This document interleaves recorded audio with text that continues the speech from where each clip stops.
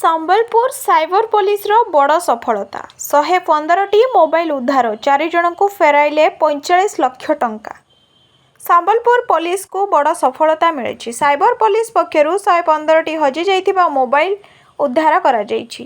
ସେହିପରି ସାଇବର ଠକେଇର ଶିକାର ହୋଇଥିବା 4 ଜଣଙ୍କୁ 45 ଲକ୍ଷ ଟଙ୍କା ଫେରାଇ ଦିଆଯାଇଛି। ଏନେଇ ସମ୍ବଲପୁର ଏସ୍ପି ମୁକେଶ ଭାମୁ ଆୟୋଜିତ ସାମ୍ବାଦିକ ସମ୍ମିଳନୀରେ ସୂଚନା ଦେଇଛନ୍ତି।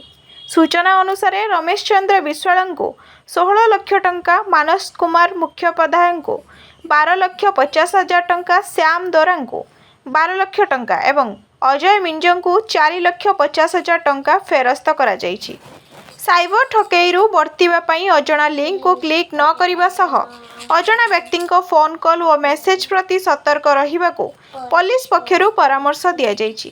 ସେହିପରି କୌଣସି ସଂସ୍ଥା କିମ୍ବା ଅନଲାଇନ୍ ପ୍ଲାଟଫର୍ମରେ ନିବେଶ କରିବା ପୂର୍ବରୁ ତାହାର ସତ୍ୟତା ଯାଞ୍ଚ କରିବାକୁ ସମ୍ବଲପୁର ଏସ୍ପି ମୁକେଶ ଭାମୁ ଲୋକଙ୍କୁ ସଚେତନ କରାଇଛନ୍ତି।